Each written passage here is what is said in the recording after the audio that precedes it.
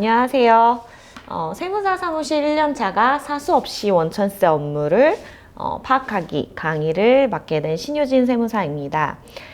실제로 저희 세무법인 청년들을 제가 이제 운영을 해보면 저희 신입 직원들이 입사를 하게 되면 제일 먼저 하는 업무가 인사급여 관리 업무이거든요. 그래서 실제로 저희 직원들에게 가르쳤던 실무 방식 그대로 이제 강의를 그 커리큘럼을 구성해서 강의를 촬영하게 될 거고요. 그리고 인사급여 관리 업무는 아시겠지만 이제 뭐 노무 쪽도 있고 세무 쪽도 있고 여러 이제 관계된 법률이 있는데 저희는 아무래도 이제 세무 전문가이다 보니까 세무에 좀 초점을 맞춰서 세무사 사무실에서 업무하는 관점으로 설명을 드릴 거고, 그 관련돼서 이제 법이라든지 이론이라든지 이런 것들은 다른 강의를 통해서라도 충분히 이제 이론적인 부분은 파악이 가능하실 테니까 그런 업무적으로 좀 보완을 해주시면 될 것 같고, 저는 이제 세무사 사무실에서 직접 일하는 직원 입장에서 본인이 담당 업체를 맡게 되었을 때 인사급여 관리 업무를 어떻게 진행을 해야 되는지 실무 관점으로 강의를 진행하게 될 겁니다. 네. 지금 이거는 전반적인 큰 틀을 설명을 하기 위해서인 거니까 잘 보이시지 않으면 강의 자료를 다운받으셔가지고 같이 함께 보시는 것도 좋은 방법일 것 같아요. 그리고 전반적인 설명을 이제 드리고 다음 페이지에 보면은 좀 상세하게 분리해서 설명을 드릴 거니까 조금 기다려 주시고, 이제 전반적인 흐름을 한 장짜리로 보기 위해서 그 강의를 하는 거니까 그건 좀 양해를 부탁드릴게요. 일단 우리가 세무사 사무실에서 급여 관리 업무를 한다라고 하면 이제 가정을 할게요. 입사를 처음 하고, 그리고 이제 그 직원이 내년에 2월에 연말정산을 하면서 세금을 정산하기까지 어떤 업무를 큰 틀에서 봐야 되는지 업무 관점으로 이제 스케줄 관리도 어떻게 해야 되는지 그런 관점으로 좀 지켜볼게요. 자, 우리 이제 직원 입사가 되죠. 그럼 직원 입사가 되면 사장님들과 직원들이 근무 내용이라든지 시간, 급여를 이제 계약을 해서 올 거예요. 그럼 가장 먼저 해야 되는 일이 근로계약서라는 거를 작성을 해야겠죠. 그리고 이 근로계약서를 작성을 하기 위해서는 그냥 기본적으로 급여 딱 이렇게 입력을 할 수는 없으니까 근로계약서에 꼭 필요한 필수 항목 중에 임금 구성 항목이 있는데 급여의 구성 항목이 어떻게 되는 것들인지 그런 거를 작성하기 위해서 우리가 처음에 급여 테이블을 작성하게 됩니다. 그래서 급여 테이블을 작성을 하게 되고, 그리고 나서 여기에서 임금 구성이 어떻게 되는지가 확정이 되면 그러면 근로계약서를 작성을 할 거고요. 그리고 나서 이제 세무사 사무실에서 본격적으로 급여 대장을 만들어 줍니다. 이거는 실제로 급여가 지급이 되는 그런 급여 대장을 말하는 거겠죠.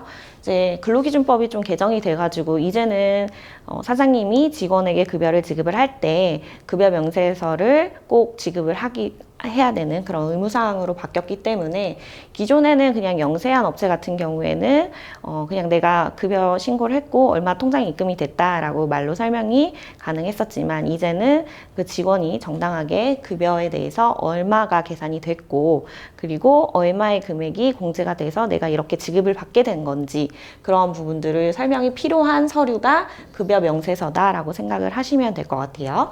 그래서 실제로 월 지급을 해야 되는 의무인 그 급여 대장을 만들어주면 저희가 이제 사장님께 전달을 드리죠.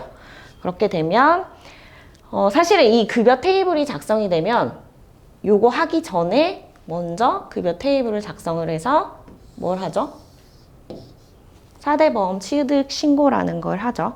그래서 여기에 있는 이제 근무 기준 관련된 정보와 인적 사항들을 먼저 받아가지고 4대 보험 자격 취득 신고라는 거를 합니다. 근데 이 자격 취득 신고라는 것 자체는 내가 이미 직원을 고용을 하고 있다라는 전제 조건 하에 발생되는 거기 때문에, 내가 만약에 회사를 설립을 해서 처음 직원을 고용을 했다라고 하게 되면 자격 취득 신고 전에 사업장 개설 신고라는 거를 해야 됩니다. 이게 쉽게 설명을 드리자면, 우리가 처음 사업을 하게 되면 사업자 등록증이라는 거를 발급을 하게 되죠. 네, 사업자 등록증이라는 거는 우리가 세무서라는 곳에다가 나는 이제 사업을 할 거니까 세무서에다가 사업자 번호를 부여를 받게 해주세요 라는 거죠. 이 사업자 번호는 우리가 이제 사업을 하기 전에는 인적사항은 보통 주민번호를 받죠. 그래서 동사무소에서 우리 주민번호를 관리하는 것처럼 사업을 하시는 사람들은 세무서에서 사업자 등록번호로 이제 관리를 하게 됐죠. 그래서 거기에다가 출생신고하는 것처럼 비슷하게 세무서에다가 사업자 등록번호 신청을 해서 부여를 받는 건데, 요거랑 대응되는 개념이라고 생각을 하면 돼요.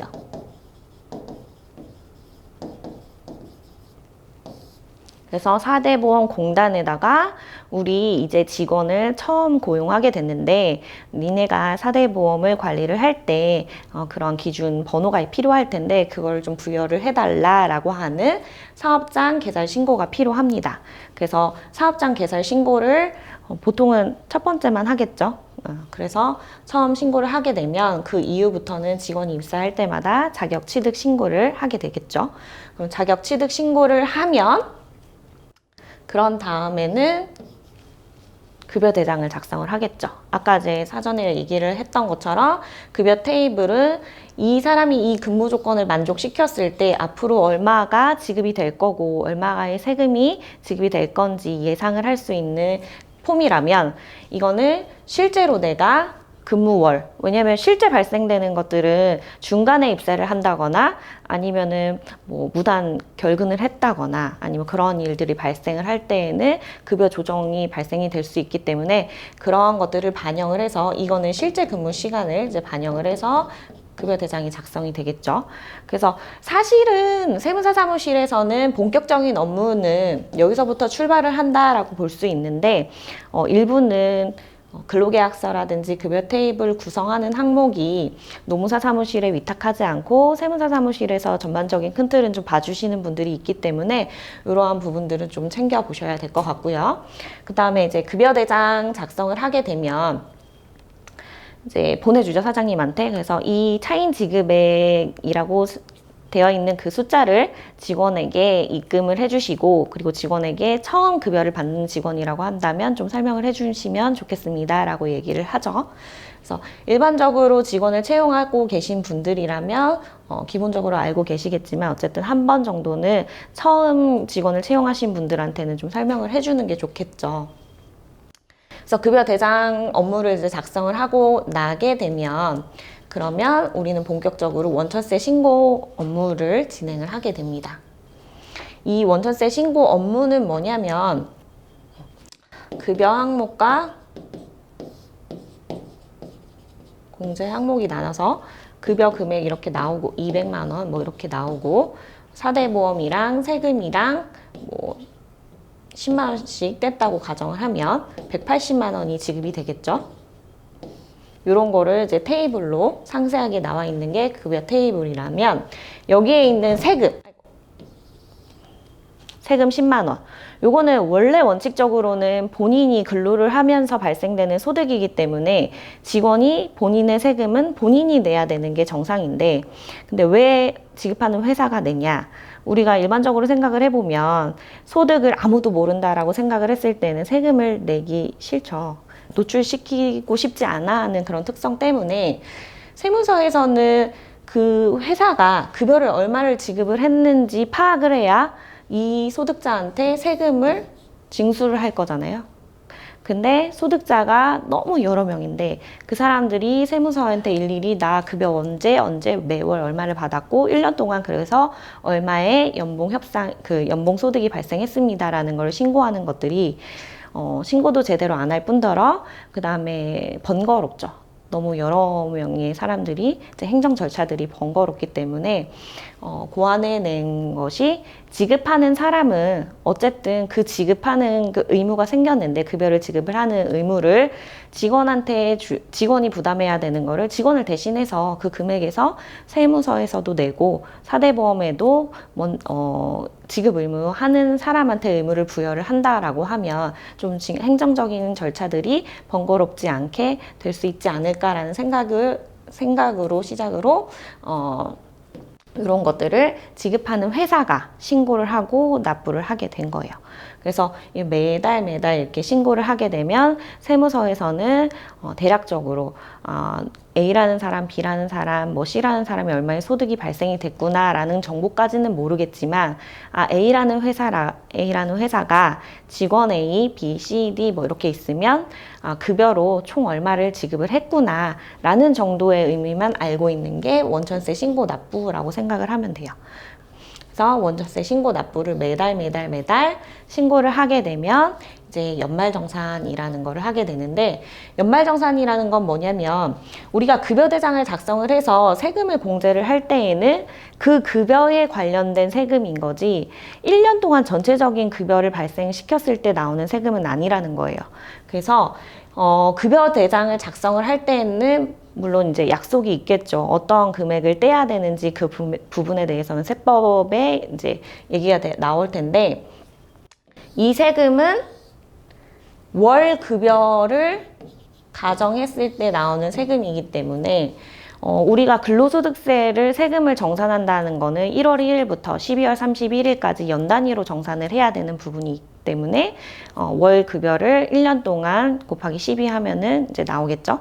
그 금액에서 얼마의 세금을 납부를 해야 되는지, 그리고 그동안에는 매월 기납부 금액으로 얼마를 납부를 해서 지급을 실제로 세금이 나왔는데 그동안의 월급으로 얼마의 납부를, 그거를 기납부 세액이라고 하는데, 기납부했는지 차감을 해서 추가로 나올 수도 있고 플러스가 될 수도 있고 환급이 될 수도 있겠죠.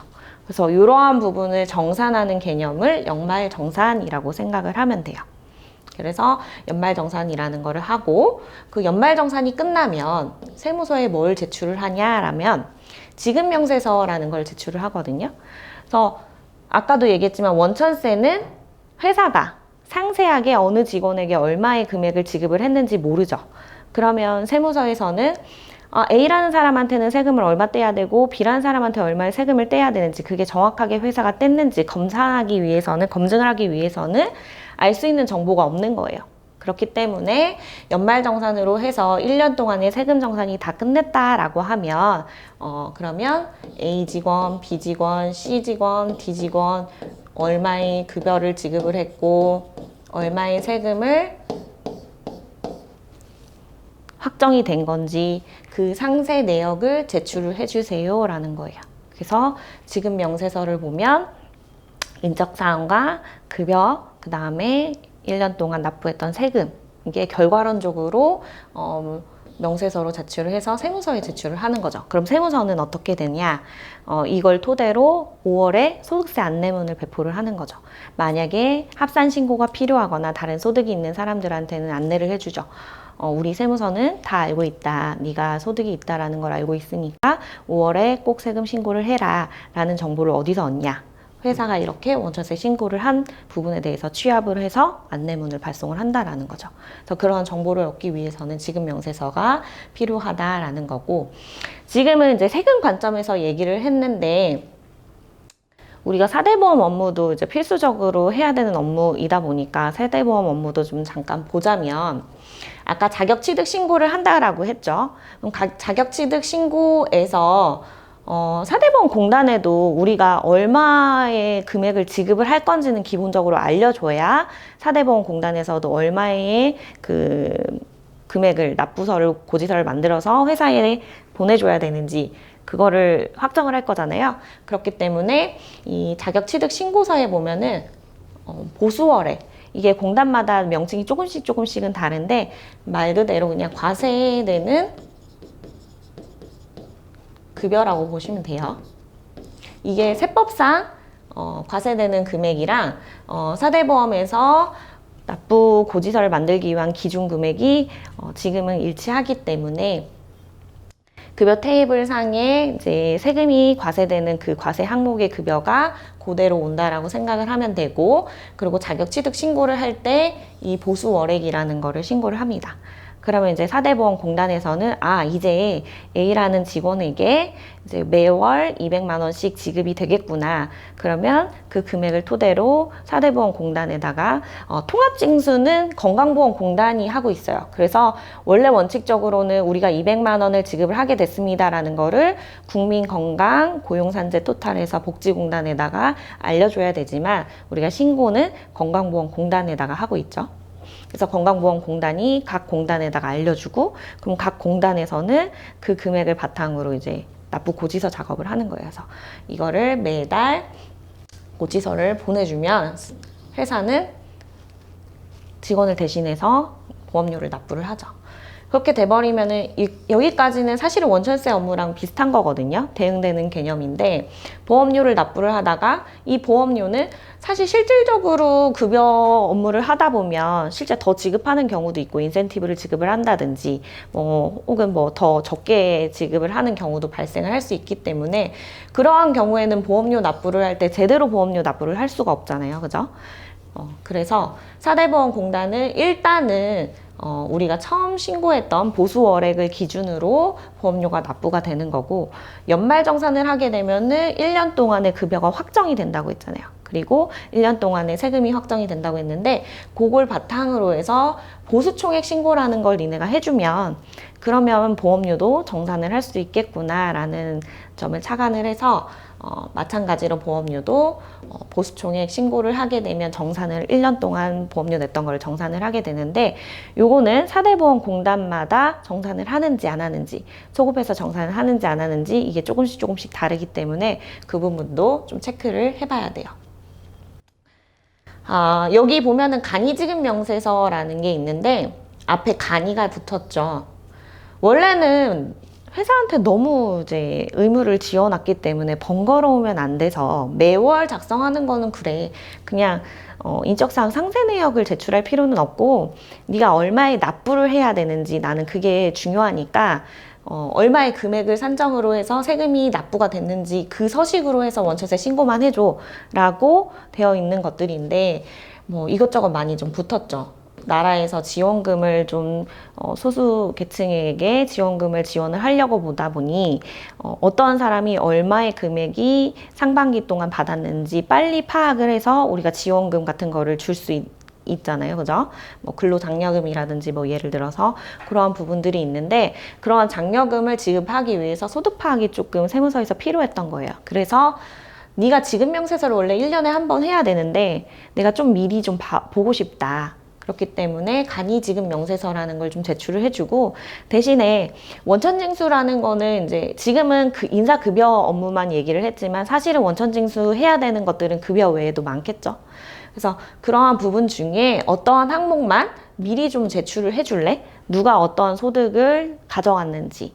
그래서 나는 이거를 가지고 장려금, 지원금 같은 거를 좀 줄 거야 라는 걸로 해서 새롭게 신설된 게 세무서에서 의무를 부여한 게 간이지급명세서라고 생각을 하면 돼요.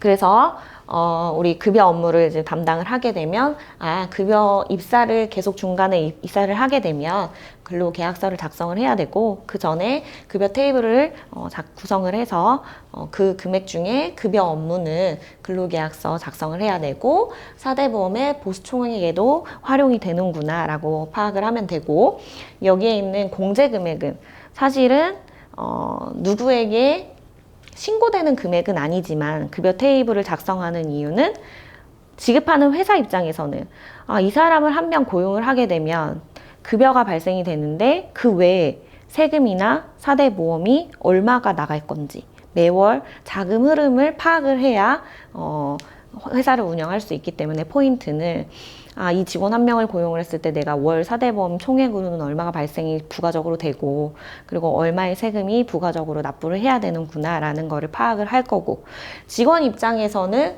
내가 도대체 급여를 200만 원에 계약을 했는데 내 통장에 찍히는 금액은 얼마일까 궁금하겠죠. 그쵸? 그래서 그 포인트로 사실은 급여 테이블을 작성을 하고 안내를 해주는 거다라고 생각을 하면 돼요. 그래서 우리가 직원이 입사가 되면 기본적으로 급여 테이블이 작성돼야 되는 의무는 아니지만 급여 테이블을 작성해야 되는 이유가 여기에 있다라는 거예요. 그래서 우리 업무를 주시는 사장님 관점, 그리고 직원 관점. 그래서 항상 급여 업무를 할 때에는 생각을 해보면 돼요. 내가 지금 우리도 세무사 사무실의 직원으로 일을 하고 있잖아요. 그렇죠? 그래서 나도 급여를 받고 있는 사람이란 말이에요. 그래서 급여를 받고 있는 사람이면 누구보다 이 직원의 마음은 알 거잖아요. 그래서 급여가 작성이 됐을 때 얼마의 지급을 내가 상여를 받게 됐으면 도대체 세금이 얼마대이고 또 지급이 되는지 이런 것들이 궁금할 거니까 그 궁금한 관점, 왜 이거를 작성을 해야 되는지를 조금씩 이해하면서 업무를 진행을 하면 좋지 않을까 생각이 되고, 그리고 이러한 것들은 좀 반드시 해야 되는 의무라고 생각을 해야겠죠.